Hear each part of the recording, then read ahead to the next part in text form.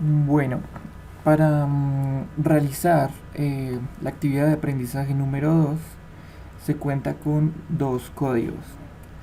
El primero es sobre una matriz de dos dimensiones.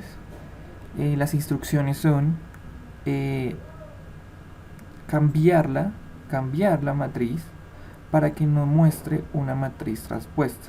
Es decir, esta matriz genera eh, o las letras del alfabeto en dos dimensiones y vamos a cambiarla sin transponerla, como muestran las instrucciones. Entonces, esto es lo primero que vamos a realizar. Vamos aquí a NetBeans. Entonces aquí está el código, lo vamos a correr para comprobar de que efectivamente, entonces es una matriz 5 por 3 o 3 por 5 que muestra las letras del alfabeto. Es importante decir que el tamaño especificado por el usuario no se debe cambiar. Es decir, que si son 3 filas y 5 columnas no las vamos a cambiar. Y el hecho de que no las vamos a transponer.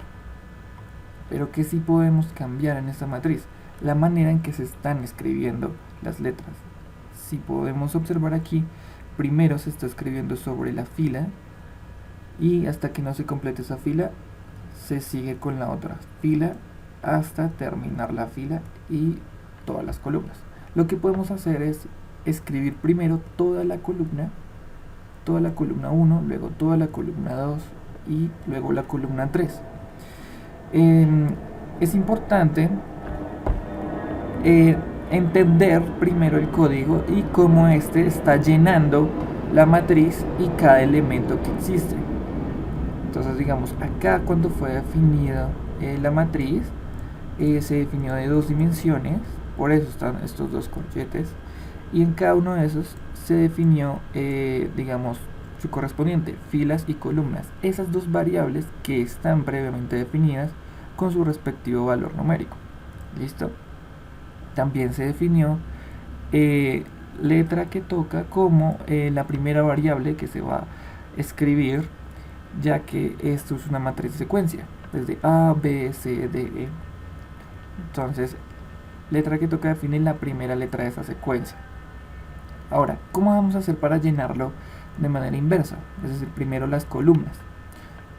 Vamos a hacer que el primer bucle sea columnas y no filas, de manera que empiece a llenar toda una columna por cada fila que pasa.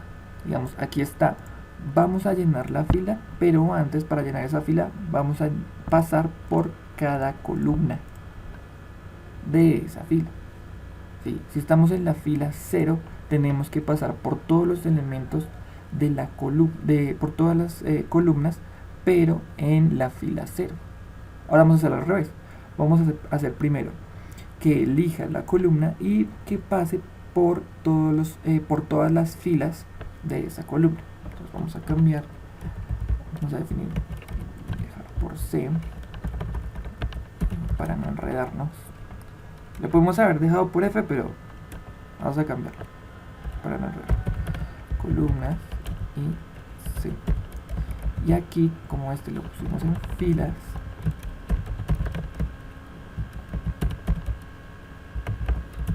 listo. Entonces, de esta manera, el llenado va a ser columna por columna.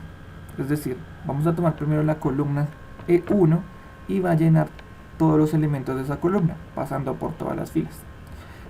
Y después la siguiente columna llena todas las filas. Entonces, letra que toca más corresponde a la siguiente letra después de letra que toca, que en este caso es A. Si yo quiero también hacer otro cambio, puedo empezar por B y decir letra que toca más. Pero aún mejor, puedo empezar por otra, por M, y puedo darle un sentido inverso. Vamos a comprobarlo.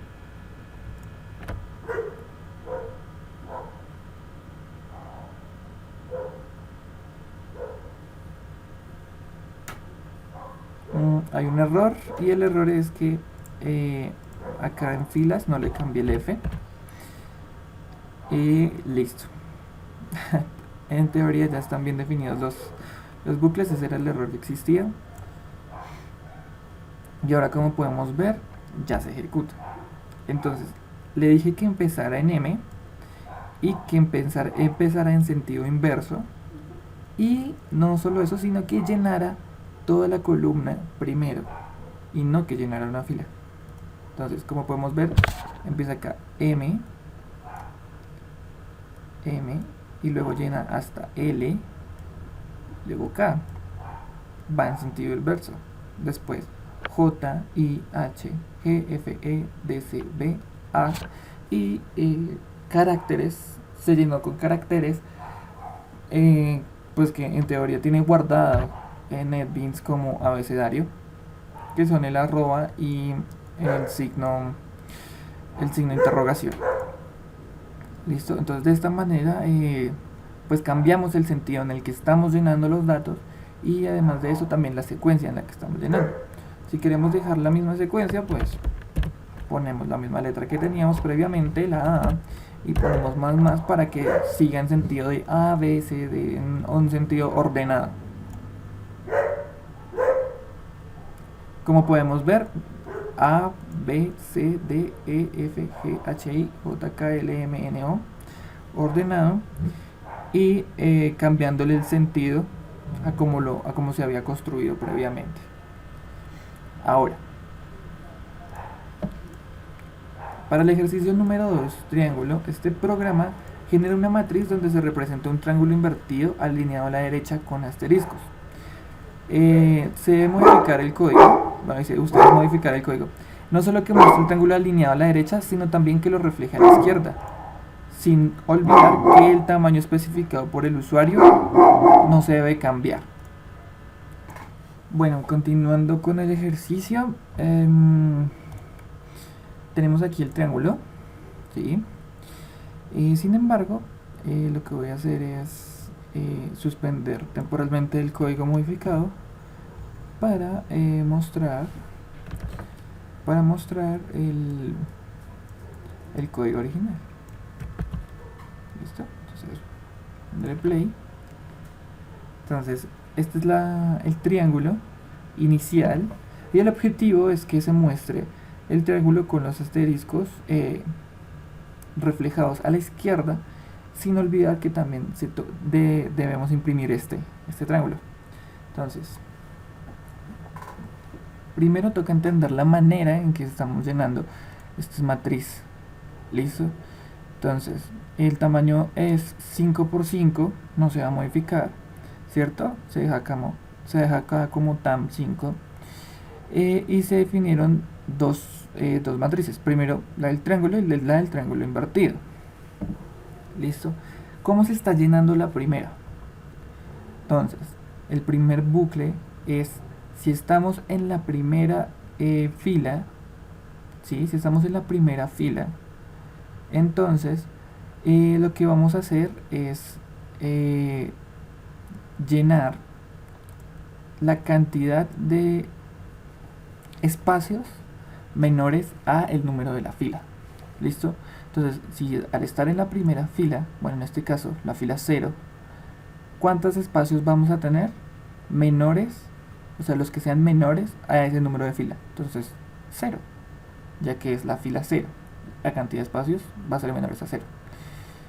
Y en el siguiente, para los asteriscos, se va a llenar como sea, se va a llenar hasta el tamaño de la matriz. ¿Listo? Se va a llenar desde la posición equivalente al número de la fila hasta el tamaño de la matriz. En el primer caso, entonces, sería entonces, listo, tenemos entonces la posición 0, ¿cierto? 0, y entonces desde ahí, desde la columna 0, vamos a llenar hasta el tamaño el número de asteriscos.